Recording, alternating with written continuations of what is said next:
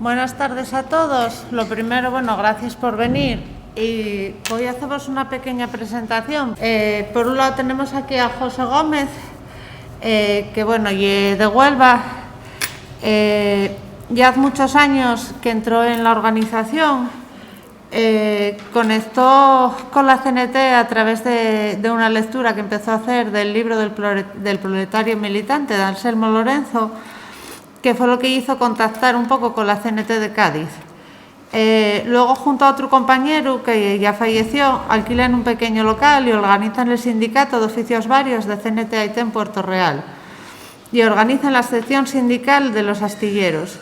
Así inician su militancia y Pepe fue elegido por los compañeros del metal de la Bahía de Cádiz, delegado, para intervenir en un mitin en el estadio de esa ciudad contra la reconversión naval. En 1979 participa en Gijón en una reunión de trabajo para potenciar la coordinación de las secciones sindicales del sector naval de la CNT-AIT. En 1979 es detenido en las jornadas de protesta contra el montaje policial del caso Scala. En el 80 también es detenido en las jornadas de protesta contra los planes de regulación de empleo de los astilleros. También en Puerto Real organiza con sus compañeros la primera jornada cultural y el mitin del 1 de mayo, donde interviene junto a José Luis García Rúa. En 1988 asiste como ponente a la mesa de debate sobre la reconversión naval en el Congreso de la AIT en Burdeos, junto a un representante del Comité de Huelga del astillero Euskalduna, posteriormente cerrado con el consentimiento de los nacionalistas. En el 99 forma parte de la comisión que organiza el homenaje a los asesinados en Puerto Real en 1936, donde se coloca una placa conmemorativa en la calle San Francisco 18, que es donde tienen el local. En 2003, a propuesta de la CNT-AIT, se constituyó la Plataforma para la Recuperación de la Memoria Histórica, siendo su portavoz, de 2003 a 2004. Actualmente ha escrito y editado un encuentro en versos titulados Alejandro el Magnífico, que dedicó a su nieto y cuyos beneficios se los ha cedido la Asociación de Discapacitados Padre Willy. También ha escrito y editado por la Biblioteca José Luis García Rúa un libro de relatos y poemas que tituló La Memoria Necesaria, que al igual que el cuento, los beneficios han sido para la asociación. Su segundo libro, titulado De oficios varios, ya lo tiene maquetado y listo para la imprenta. Bueno, pues en primer lugar, un saludo y transmitiros de que, me trae buenos recuerdos volver aquí a Asturias, ¿no? Que ya hace tanto tiempo que tuve la ocasión de visitar Gijón, también Las Fergueras, y allí conocí al gran compañero Pepe Campo, ¿no? Que me dejó marcado por su humanidad, su compromiso, sus conocimientos y sobre todo del anarcosindicalismo. Él era ingeniero naval y fue un ejemplo al que seguir y al que yo me siento orgulloso, como me ocurre con José Luis García Rúa, que no somos nosotros solamente, sino que ya incluso en nuestro propio pueblo de Puerto Real, que tenemos el orgullo de tener su biblioteca personal, nos sentimos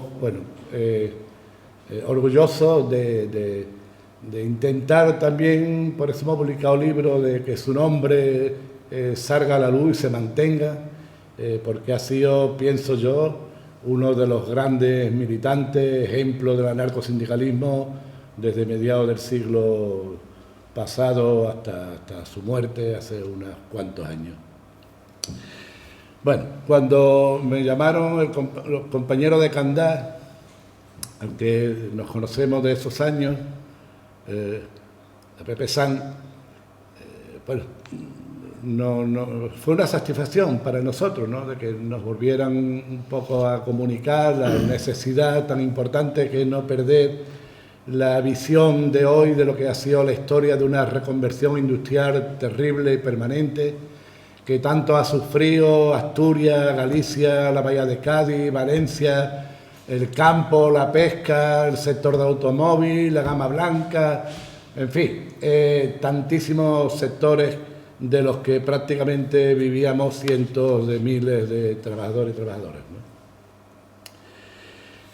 Y cuando el tema se tituló Hablar sobre la reconversión industrial, que nosotros también aportamos que se hablara sobre la memoria histórica tan necesaria, tan importante, en la que llevamos inmersos pues casi 35 años,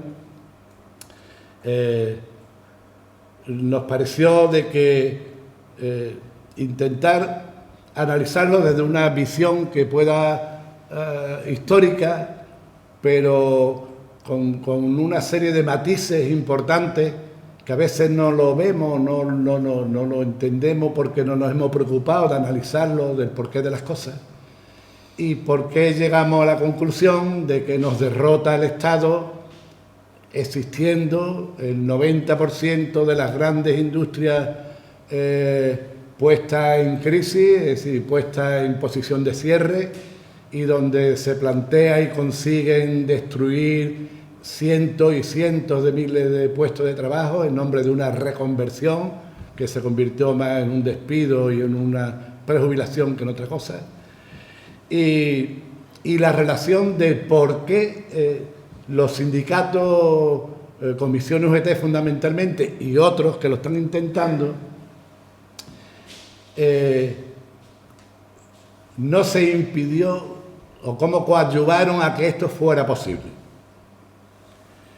Yo creo que el anarcosindicalismo, sinceramente, fue en la transición el enemigo público número uno del Estado, pero cuando hablo del Estado hablo de los partidos, sindicatos, que se han convertido en pilares fundamentales del capitalismo, que son los que garantizan la paz social, como todos sabéis, ¿no?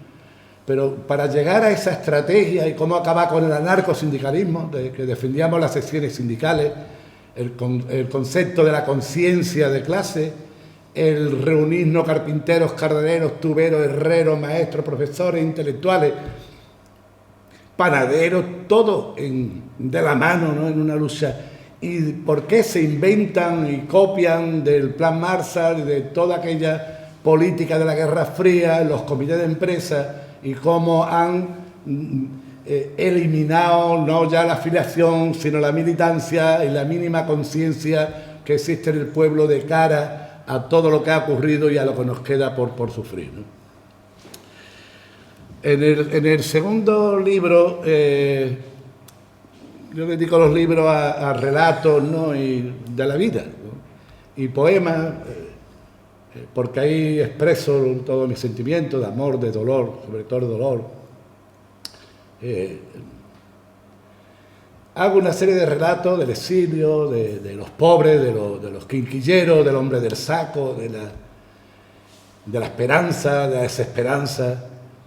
Y dentro de los relatos incluyo 100 y pico, 120, 130 poemas, que son sonetos, ya sabía el soneto, las rimas, la medida, el ritmo, la sinalefa, todo ese trabajo que nosotros como autodidactas, ¿no? A mí el anarquismo, el anarcosindicalismo fundamentalmente, me abrió los ojos para estudiar, para leer, para instruirme y para tomar conciencia, porque el conocimiento sin conciencia no lleva a ninguna parte, ¿sí? Para realmente cambiar las cosas, aparte del conocimiento, tenemos que tener conciencia de lo que somos, de lo que queremos ser y de lo que amamos, y por lo que hay que luchar, ¿no? Y tener esa ética política, sindical, social, ¿no? Que tanto en el anarcosindicalismo defendemos.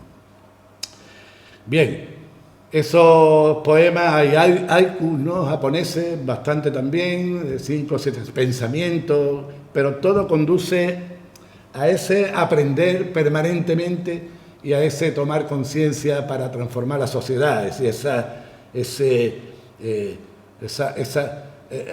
pozo que me permite relacionarme con mis hijos mejor, con mis parejas, con mis compañeros, con la gente que me rodea.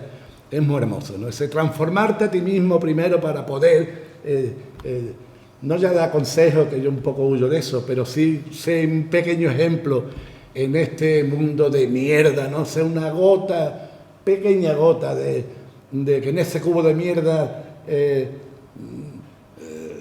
de fregaplato, ¿no? O de aceite, que abra un espacio de libertad, ¿no? Es decir, algo siempre hay, y aunque no nos demos cuenta en principio, pensemos que lo importante es lograr los grandes objetivos.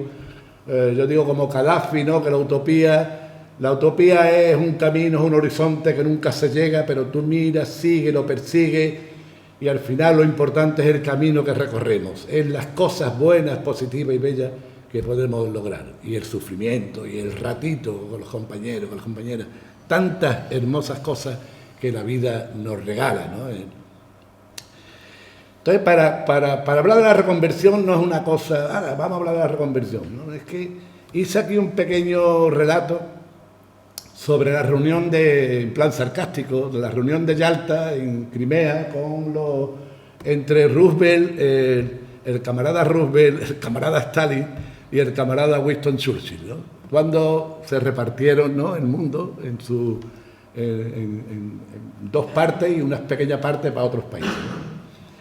El mundo es su influencia, digamos, ¿no? Y le titulé Después de la guerra. ¿Y por qué he puesto esto? Porque de ahí viene lo que es la Guerra Fría y lo que representó, ¿vale? Primero lo voy a leer y luego lo explico. Le he titulado Después de la guerra, y puse una frase de Wisława, la polaca, premio Nobel, murió hace poco, una poeta impresionante, que decía que después de cada guerra alguien tendrá que limpiar, ¿no? Entonces pongo, después de la guerra pongamos por ejemplo a los camaradas Franklin Delano Roosevelt, Joseph Stalin y Winston Churchill, que en la conferencia de Yalta exponen sus derechos, después de ganar la guerra y toda la historia. A mí me corresponde, soltó Roosevelt, a bote pronto, dirigiéndose a Stalin. Europa occidental más, espera que me aclare, empieza a pensar.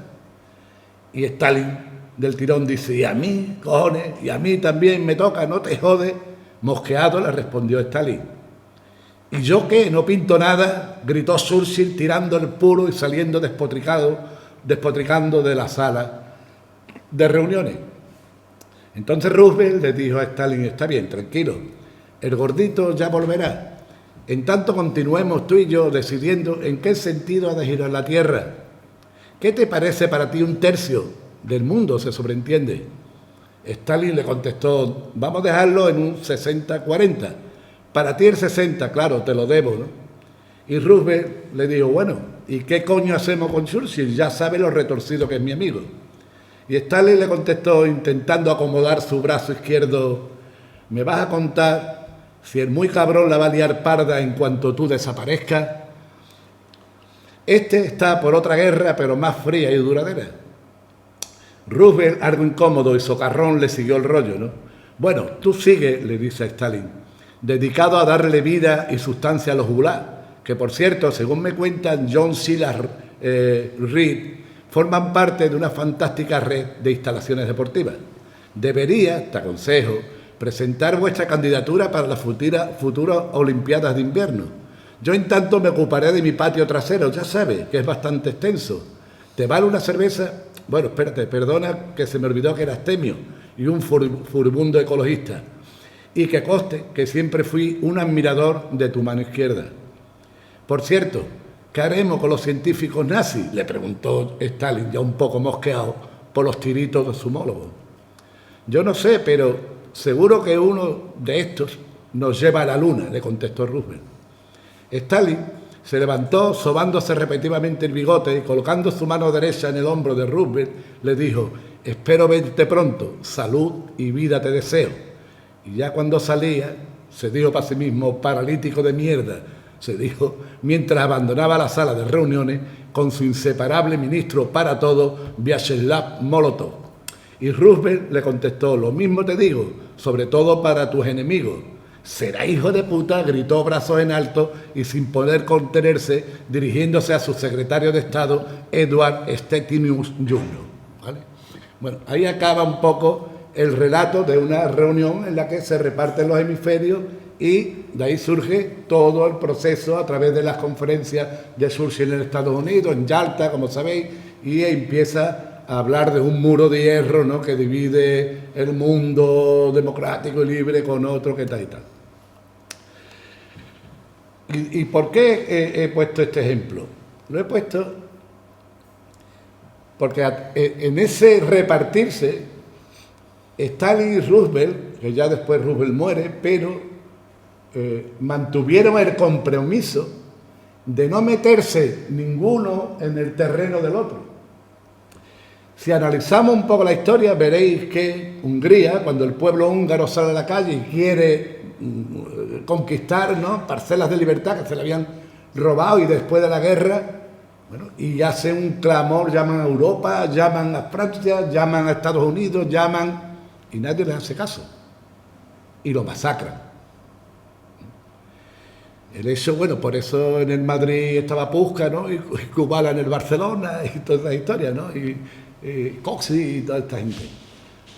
Pero es que 10 años después, en Checoslovaquia ocurre exactamente lo mismo, ¿no? Se levantan, luchan por su libertad, lo masacran, y nadie se mueve por defender ese mundo libre que, digamos, de hecho estaban peleando esos países. Sí, había un acuerdo en el que no, por la Guerra Fría, no había nada que hacer. Es más, en esa Guerra Fría se crean en los países democráticos unos estados paralelos.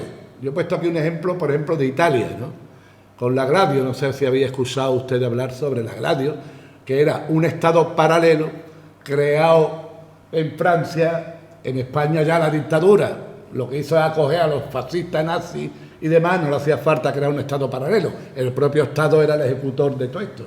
Para relacionarlo también con los atentados de la Moncloa, con los atentados de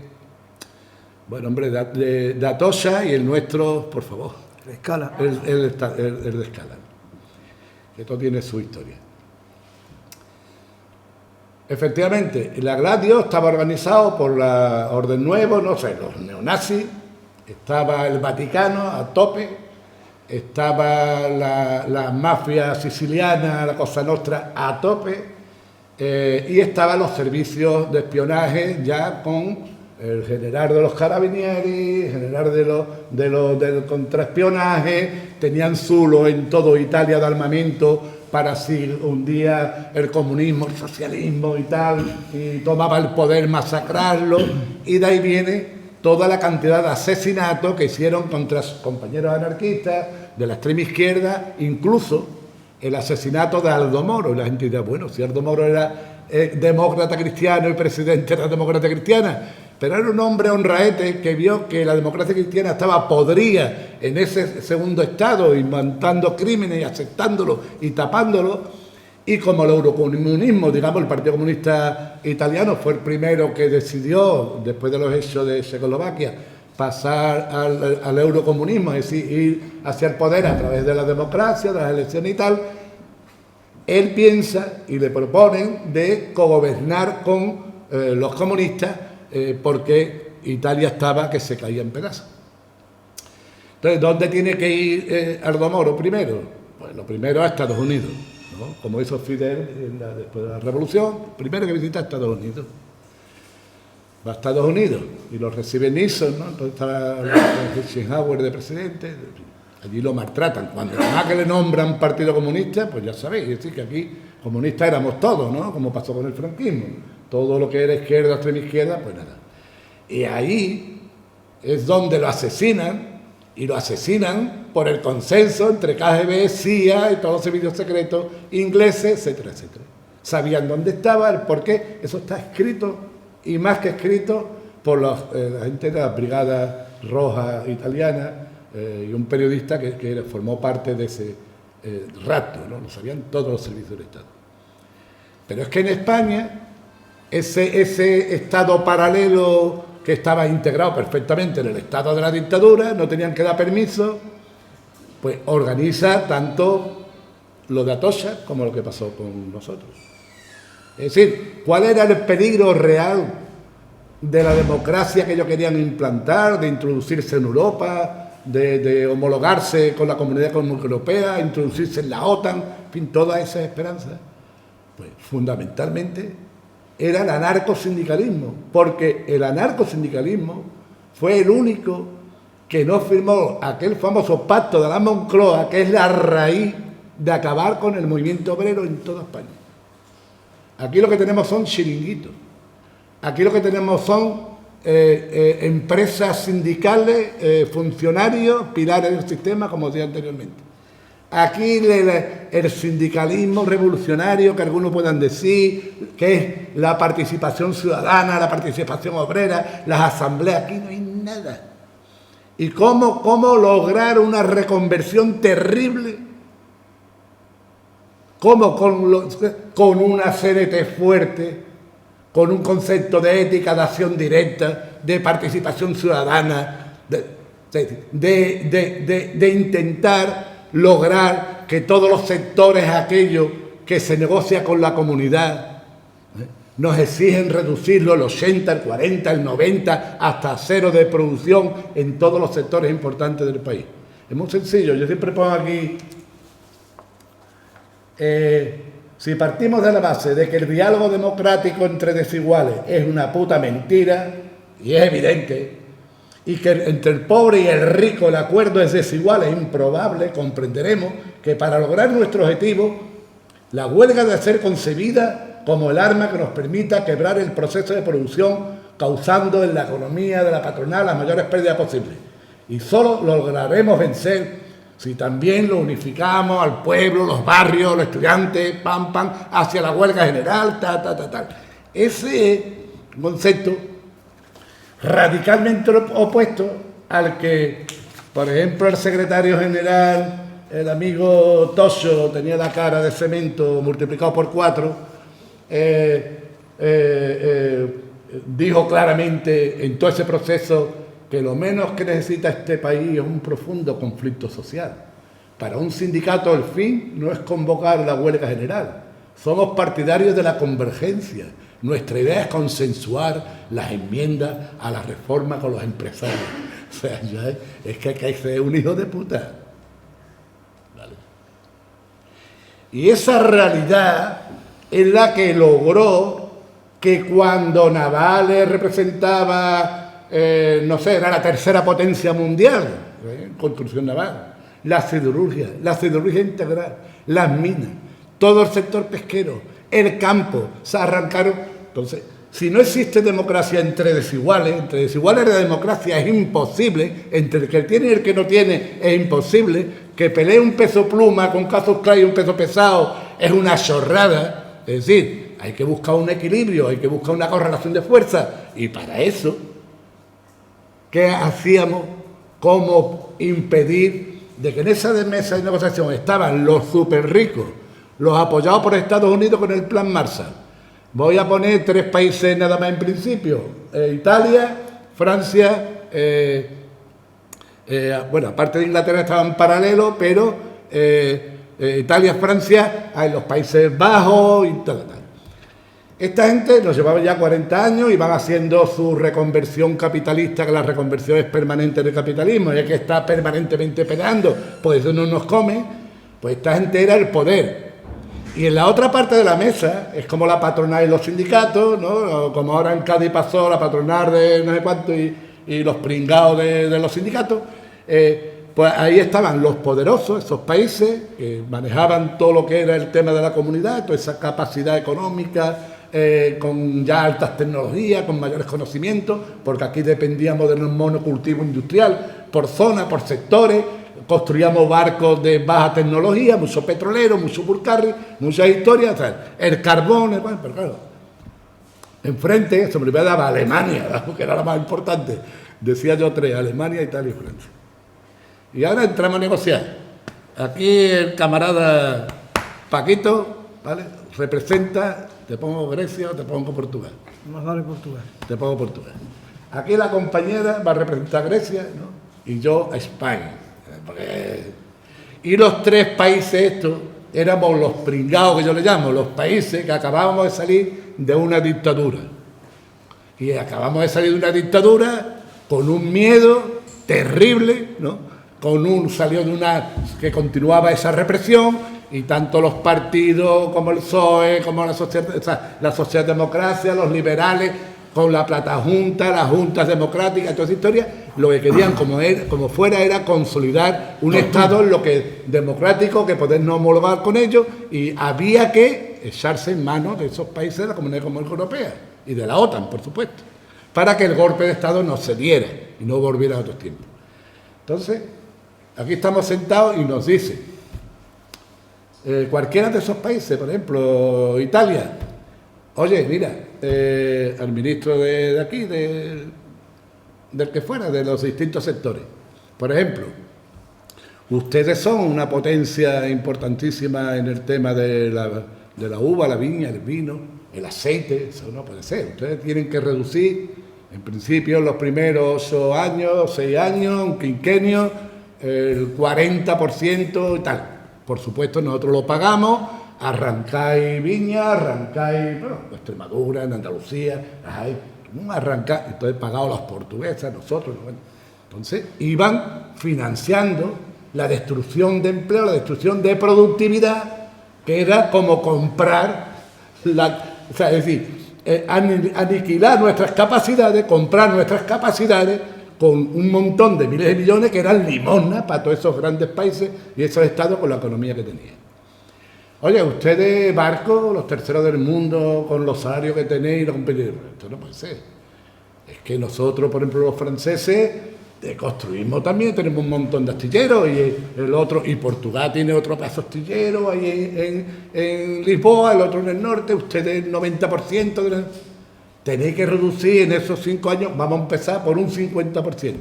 Vamos a pasar de 1 millón de toneladas a 450, 75.000 TRBC, entonces nombra las TRBC y el carajote de turno sindicalista pues le dice, las TRBC, que negocia 20 convenios y no tiene idea de lo que es una TRBC, sino que es una tonelada, pero se sienta en la mesa y empiezan a aceptar y a decir, hombre, en vez de 450.000, ¿por qué no 680? No, porque resulta que esto nos va a costar un tiempo. ¿Cuánto vale eso? Tantos miles de millones, pum. ¿Cuánto vale la baja incentivada? Toma, 20 millones de pesetas por cada baja incentivada, 25 si se pone con WhatsApp. Y empieza toda esa inversión, todo ese dinero, y ya para qué el Estado lo fue creando infraestructura, su Expo 92, su Olimpiada y su rollo, y le van metiendo gracias, y están diciendo de que somos un país que estamos dando un ejemplo de transición. Y en esa historia hay 2 pasos importantes a analizar. Uno, que el mayor defensor de todo este rollo es el Partido Comunista de España y son las comisiones obreras dirigidas por el propio Partido Comunista de España. El pacto de la Moncloa no lo firmó ni la patronal, ni el PSOE ni la UGT. El pacto de la Moncloa fue la clave, sabiendo de que históricamente UGT y CNT han, digamos, en su estructura, la base sindical es la sección sindical, y es la que genera solidaridad entre todos los trabajadores. Ellos, por la historia que teníamos, dijeron, vamos a ver, si nosotros, los comunistas, más gente de la USO, de la Unión Sindical Obrera, nos hemos introducido en los 60 en el sindicato vertical, que nos hemos dotado de cobertura, y con la ley de convenios colectivos nos subimos las asambleas y hablamos y explicando, como no saben que somos comunistas, que estamos en el sindicato vertical y que son de las falanges y toda la historia, sabemos que la CNT no va a entrar, la UGT en principio va a decir también que no, y no sé cuánto. Lo importante es copiar del plan Marshall, del sistema de europeo, unos comités de empresas que jamás han existido, y esos comités de empresas es la copia exacta para que no haya contradicción entre sindicatos, organizaciones de conciencia sindical a través de donde carpinteros, carderos, tuberos, todo el mundo esté en el sindicato y llenen los sindicatos y se monten ateneos y aprendan a leer, a escribir, a estudiar y a luchar juntos. Si el panadero tiene un conflicto, aquí está el compañero, el otro y el otro. Para evitar eso, lo que hace es copiar Parlamento burgués, el nacional, el autonómico, el de diputación, el de la ciudad, de las comarcas, como coño se llame. Todo ese parlamentarismo lo trasladan a la empresa. Entonces montan el mismo sistema de elecciones cerradas, ¿no?, donde la gente tiene que votar una candidatura por 4 años, la misma historia. Y al final ese comité de empresa representa a su puta empresa. Y genera un corporativismo que le importa una mierda que cierre tu empresa, la de aquel lado, la de aquel lado. Y eso lo hemos mamado en la Bahía de Cádiz entre 3 astilleros hermanos, donde, como yo soy militar, no tenemos el problema, eso es Puerto Real, o eso es... Bueno, esto era... Me tocó ser delegado en la coordinación para intentar de aglutinar a todos los astilleros juntos e intentar luego las convocatorias de huelgas generales parciales por poblaciones para ir creciendo a través de los barrios, de los estudiantes, de la asamblea, la gente haciendo pancartas en cada calle, y logramos una manifestación de más de 100.000 personas. Y todo aquel plan que tenía en inicio Adolfo Suárez se eliminó abajo, le fue imposible imponerlo. ¿Qué ocurre? Que esos comités de empresa, que es el corporativismo, es decir, pues como un sindicato de médicos, nosotros estamos aquí para defendernos los médicos, nosotros estamos aquí para defendernos los... Es que esto es terrible. Entonces, por ejemplo, en Astano, en Galicia, decían que como eran muy parecidos Astano a Puerto Real, que tenían una gran capacidad de producir tonelaje y de infraestructura, que el que había que cerrar era aquel. Pero es que el de Puerto Real, no, el comité de empresa, el presidente, que terminó siendo abogado de la puta empresa, el muy cabrón, subió con la cara dura a la asamblea a decir que dice, el que hay que cerrar es Astano, porque nosotros aquí, esto es más nuevo, tenemos una grúa de 2.000 toneladas, 2.100. Pero bueno, y salíamos nosotros y decíamos, ustedes tienen la cara, pero por favor. Entonces, ¿qué ocurre? Imaginaos, los campesinos, huelgas de hambre, tomas de tierra, de comunales, ¿no? Andando, eso le encanta. Vamos andando desde Sevilla al Sindicato Obrero del Campo, hasta Cádiz. Cuando llegan los campesinos hasta Cádiz por mi madre, lo que quieren ya es un bocadillo, coger autobús y quitarse del medio, lo destrozan, ellos. Mineros de Asturias, no sé cuánto, vamos andando hasta Madrid, no veas todo el mundo tocando las palmas. El minero, compañero por la calle, todo el mundo, ¡oh, carajo! Autobuses, bocadillos, aquello, vámonos para allá, para casa, otra vez llega a casa, compañera, aquello, estoy destrozado, la lucha de hoy ha sido, y venga, la gente de la pesca, aquello, venga, rompe cartilla, te damos 200.000 pesetas y vamos a ir, digamos, destruyendo las toneladas, ¿no?, de todos los barcos en San Lucas, en Cádiz, en Isla Cristina, aquí en el norte, en el este, en el oeste, en el coño de mi hermana, tiene que haber hasta barco allí. Y dice, bueno, y empieza la cosa de esa manera en todo. Imaginaos, la gama blanca, el automóvil, el textil, empieza. Nosotros, como inocentes que somos, porque somos más inocentes que aquí, que no nos caemos de un quinto, venga comunicado por la huelga general, por no sé cuánto, en 2 años, proponiendo una huelga general a 2 años, porque eso hay que trabajarlo y tal, que era la única manera de lograr que el pulso con Europa, diciendo, oye, mi país no funciona, ¿cómo vamos a poder aceptar esto? Entonces ellos, por dinero no hay problema. Aquí ladrillo por un tubo. Tenéis una costa, que no vea la arenita, no vea el pescadito frito en adobo, te va, y el atún a la playa, y el atún de la almadraba, y te va con de barbate, además te puedes poner en pelota en la playa, no pasa nada, te va para arriba, te va para abajo, Málaga, Marbella, ladrillo, es que ello está, y así, y luego camareros, tenemos el sindicato, si montáramos un sindicato de camareros, entonces tomamos la Bastilla otra vez en París. ¿Qué de camarero? Así la Ayuso como gana, pues eso diciéndole, aquí no se cierra ni un bar, se mueran, da igual, aquí tenéis para comer, venga, y todo el mundo a votar. y entonces van generando desde los comités ese corporativismo y nos van enfrentando, no solamente nos ayudando, sino buscando justificaciones, que aquí hay 4 bronquistas, que allí hay 4 degenerados, que no es bueno. Entonces, el caso Escala viene, ¿vale?,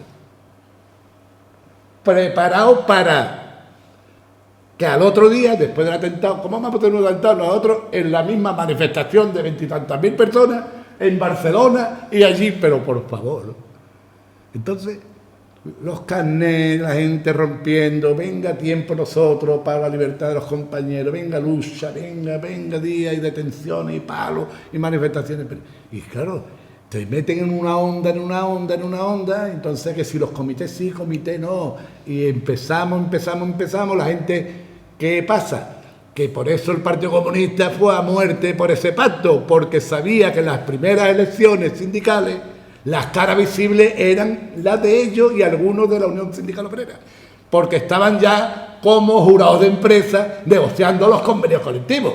Que enterarnos, que en las comisiones obreras en Madrid había de neofalangistas hasta lo que tú quieras, compañeros anarquistas, socialistas, había de todo, pero que en ese movimiento sociopolítico, social, que es muy propio, ¿no?, del anarcosindicalismo, lo cogen ellos como propaganda, lo toman como propio, pero como sindicatos están desde 1978, que se cinden en Barcelona y se parten en 3 trozos, ¿no? Uno queda comisiones, que es mayoría, los agentes del PT, del partido del PT, crean la CESUR, la Conferencia de Sindicatos Unitarios, y la gente de la ORT monta el sindicato unitario, y en nombre de la unidad surgen 3 sindicatos, ¿vale? Y en nombre de la unidad ahora hay lo menos 50 sindicatos.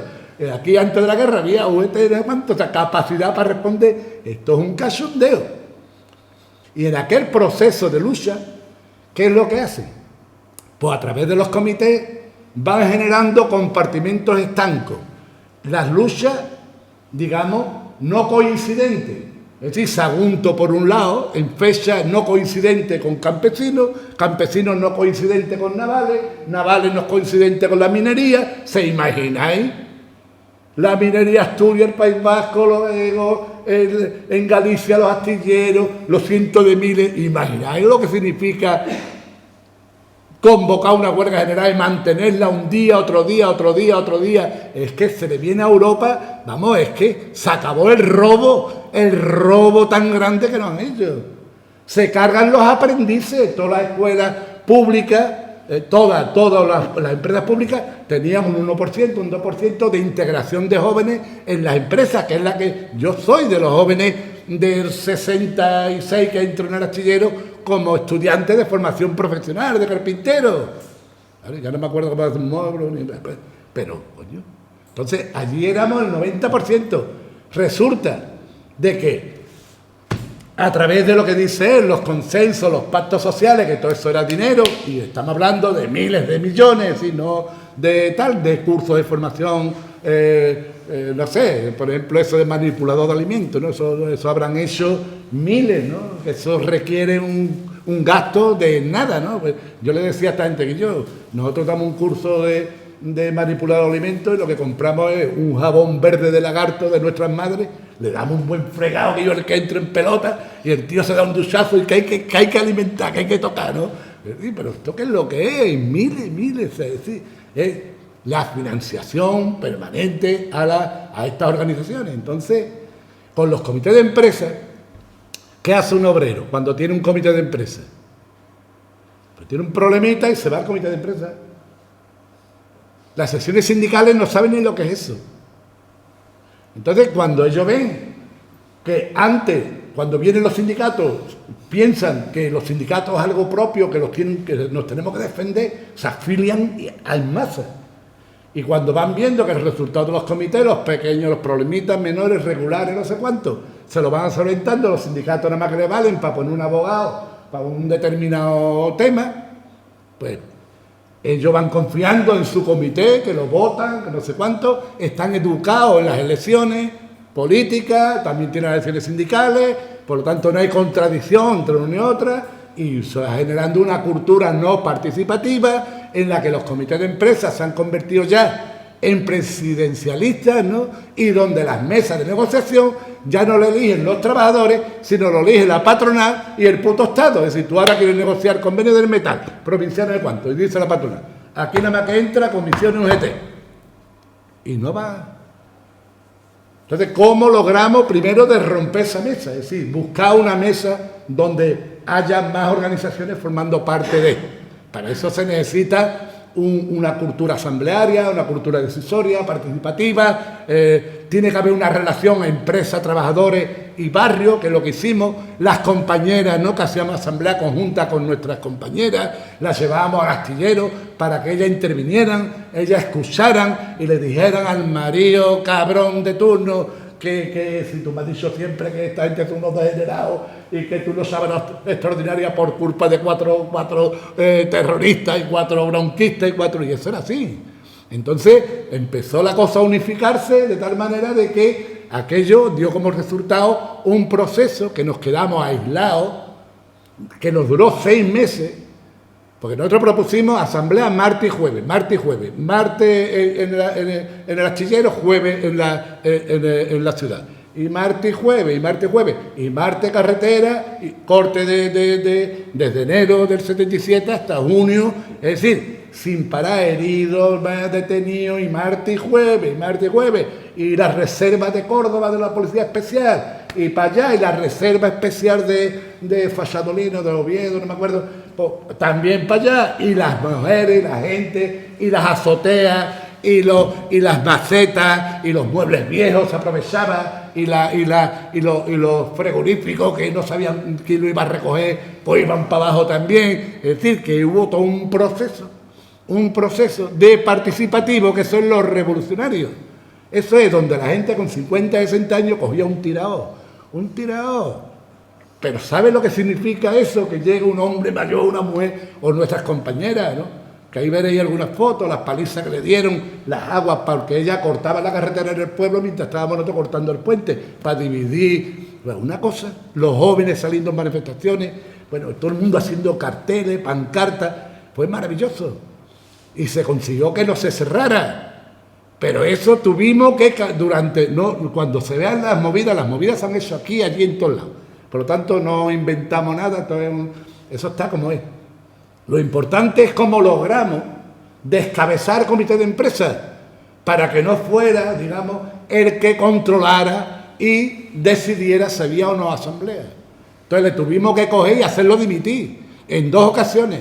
Y ya cuando vieron que no podían, reconocieron que teníamos que trabajar como secciones sindicales.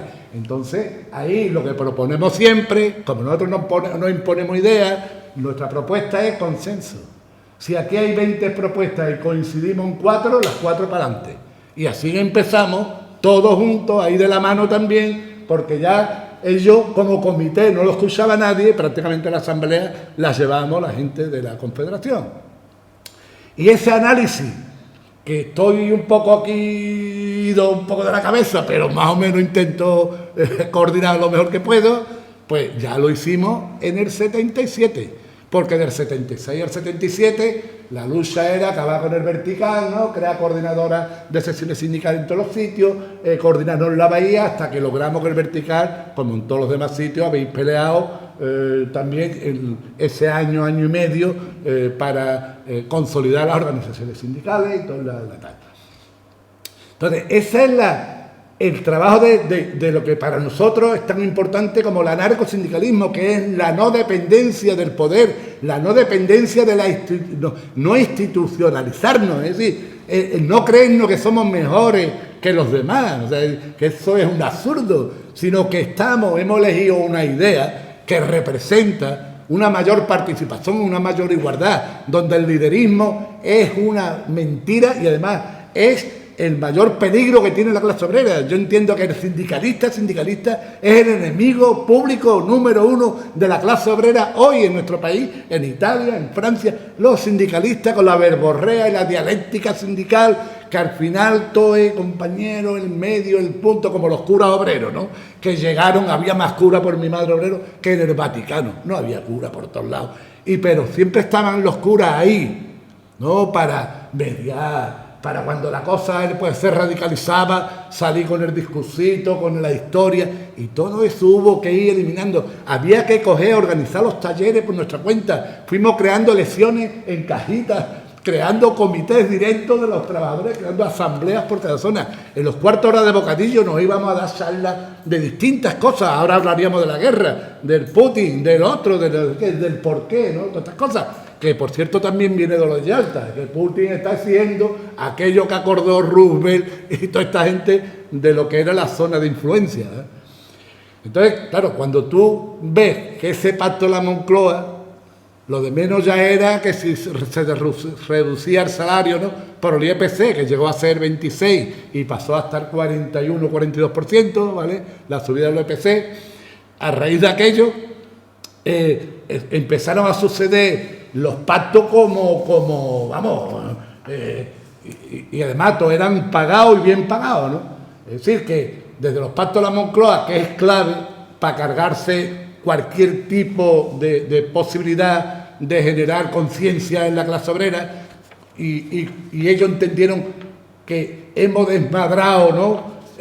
Hemos desmadrado las vacas, ¿no? Las hemos desmadrado y ahora, ¿cómo la contenemos, no? Para ellos organizar es controlar, no es organizar, darle las propias capacidades a las personas para tomar sus decisiones. Ellos es controlar. Ellos cuando hablan de una manifestación, el servicio de orden es lo primero, ellos arriba con la pancarta. Pues igual, cuando las vacas, los toros, las películas de convoy estas se desmadran, ¿qué hacen los tíos a caballo con las pistolas?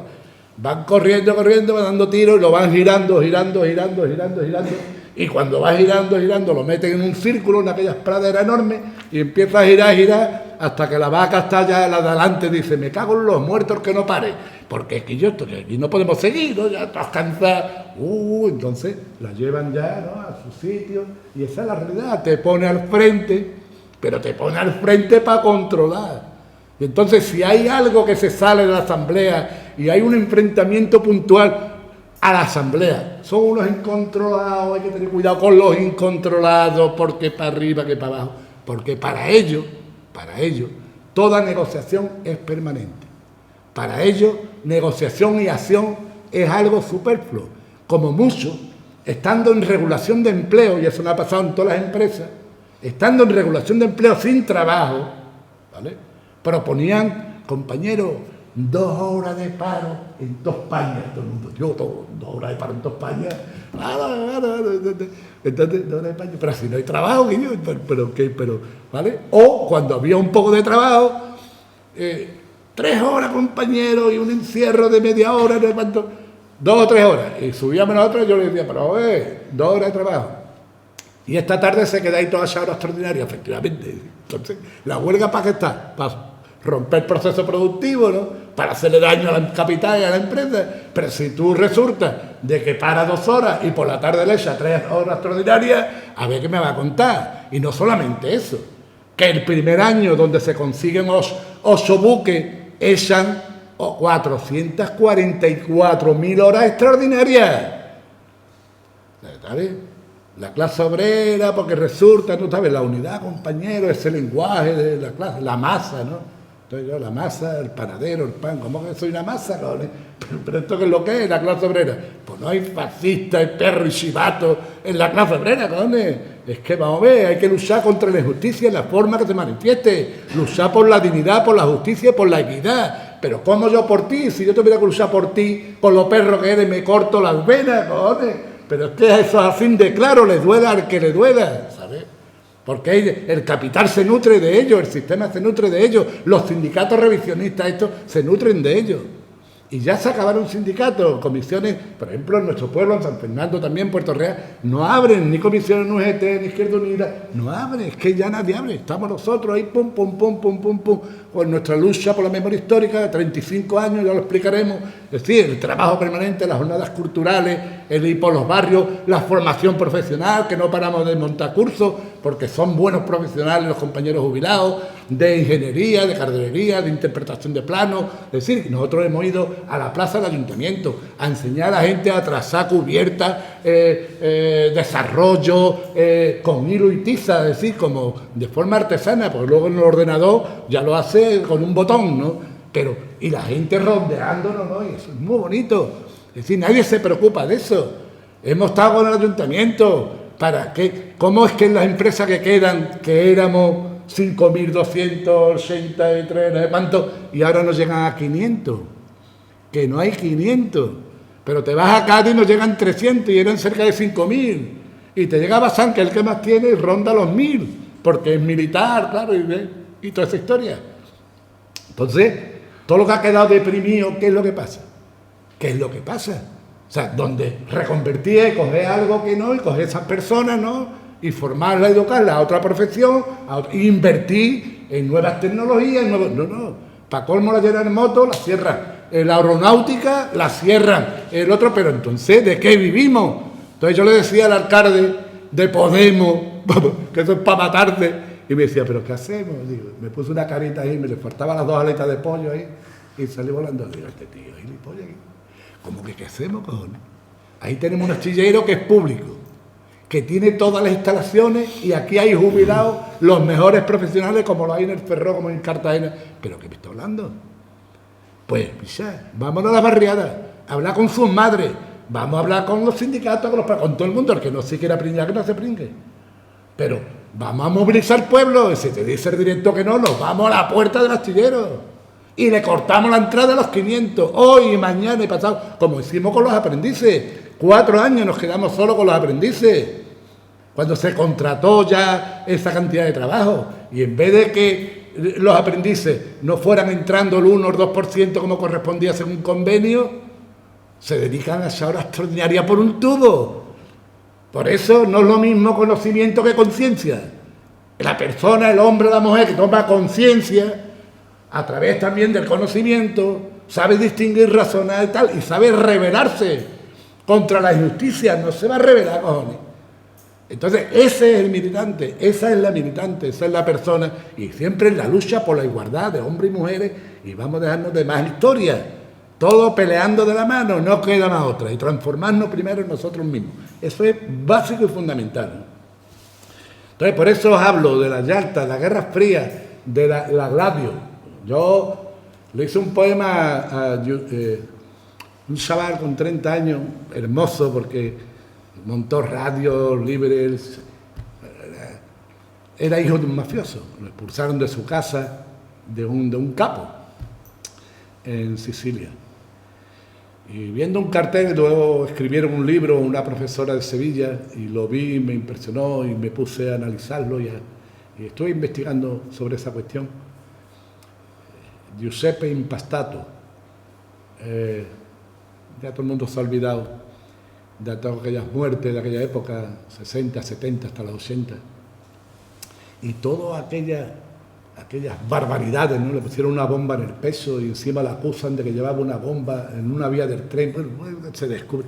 Es increíble, que por cierto, ya a finales, principios de los 80, viene aquí el máximo dirigente, va a Cádiz, a Conil, donde se vive de miedo, ha muerto hace poco, el que creó Orden Nuevo, de los fascistas italianos.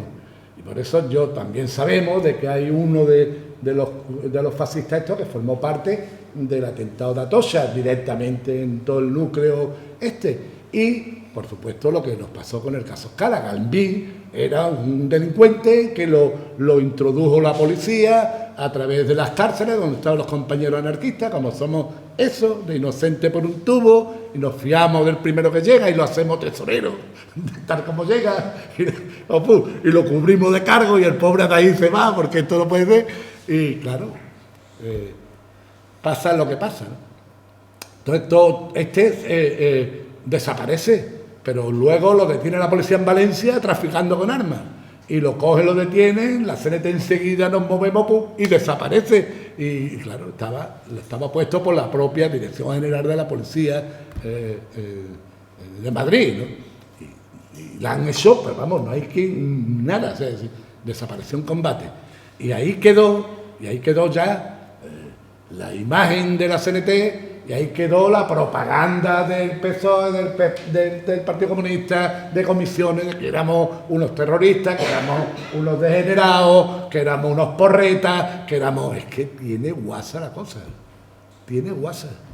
Cuando nosotros lo que aspiramos es sobre todo a aprender, a entender, a comprender, a relacionarnos lo mejor posible, a ser solidarios por encima de todas las cosas, que no ocupamos cargo ninguno, que repudiamos el poder en la manera que se manifieste, que no nos interesa. Cuando llegan gente en tu pueblo, ¿no? Tú te mueves, o tú o cualquiera, y se mueve y es muy conocido, te llegará mucha gente. ¿Por qué no te presentas para alcalde? Porque van votando uno en un partido, está cercandado, eligen otro, en fin, la cosa va como va. Y tú le contestas aquello, tú eres un normal, ¿ves? Y te dice, yo no. ¿Quién soy yo para gobernarte a ti? Vamos a ver, organízate en tu barrio, organízate en los sindicatos, organízate, picha. Entonces, ahí es donde está el pueblo. El municipio libre es esto.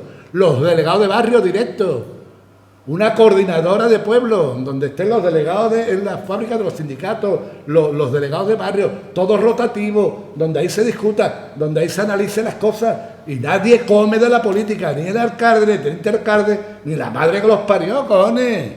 A vivir del rollo, picha, vive de tu trabajo, que es lo que uno le dice al alcalde, hombre, nosotros, oye, ¿qué tenéis con nosotros, Pepe? Que si somos iguales, digo, no te equivoques, tú vives del mamoneo. Esto lo hacemos en las válvulas de 5 pulgadas. A ver, vive del mamoneo y nosotros de nuestro trabajo. No se te olvide eso en la vida. Que eso es muy importante. ¿Cómo vamos de tiempo? Cielo, ya nos estamos rozando de rosca y no. Bueno. Entonces, bueno, no quiero tampoco, si queréis preguntar cualquier cosa, extenderme mucho en esto, pero vamos, las líneas generales he intentado expresarlas, ¿vale? Desde lo que es la Guerra Fría, lo que significa los estados paralelos, todo que siguen pasando, ¿vale? Que no pensar que sigue pasando y todo el tema de cómo logran, ¿no?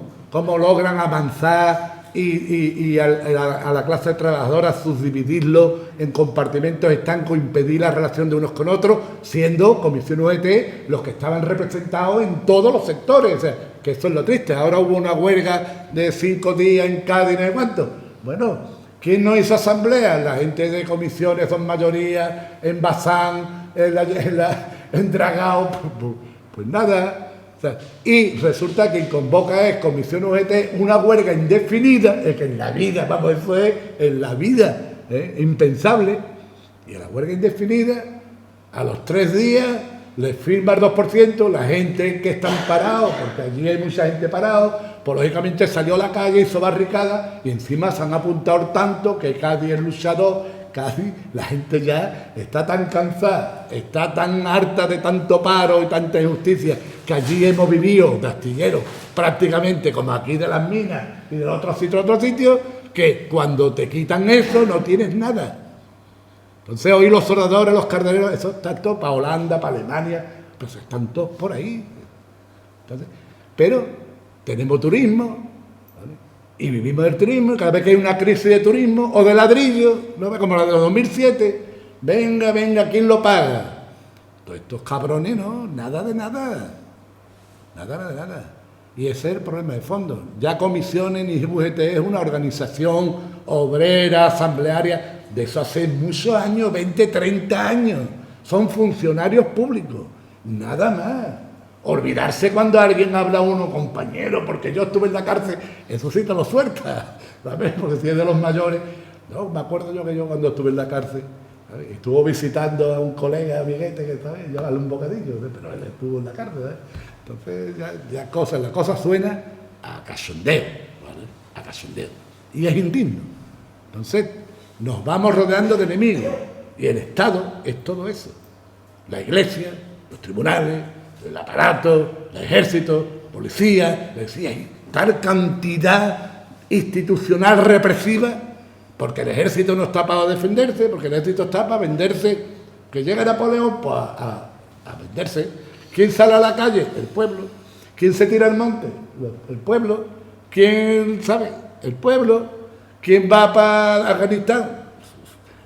Los curritos. ¿Quién se pone las medallas? Los cabrones de ellos. El otro con una varita, desde una pizarra, un batallón para allá, una Primera Guerra Mundial. Por favor, que en un día, en 20 horas, las ametralladoras, la gente metió en trinchera con las garrapatas, las ratas, las miserias, los pies corrompiéndosele. A por ellos, los alemanes para acá y para allá, las ametralladoras, y barriendo un día 27.000, el otro 20.000, 30.000. Y nadie coge, le pega un tiro al coronel, otro a general y otra que... Pero ¿esto qué es lo que es? ¿Esto qué es lo que es? Ese es el patriotismo de todos los golfos estos. El patriotismo que se cree que España es de ellos, Italia es de ellos y todo es de ellos, ¿sabes? Y cuando los obreros queremos e intentamos, somos unos desgraciados, pero ¿usted qué quiere? ¿Sabes? Entonces ellos ahí van con su bandera española, ahí ahora lleva aquí lo del ejército, y el otro en una metralleta en un cuartel, y están defendiendo lo inimaginable. Ni siquiera nuestros padres, nuestros abuelos han sido tan machistas como estos hijos de puta, tío. Es que es terrible, ¿vale? Bueno, no voy a seguir más porque no... si queréis ahora hacerme alguna pregunta, lo que sea... Porque...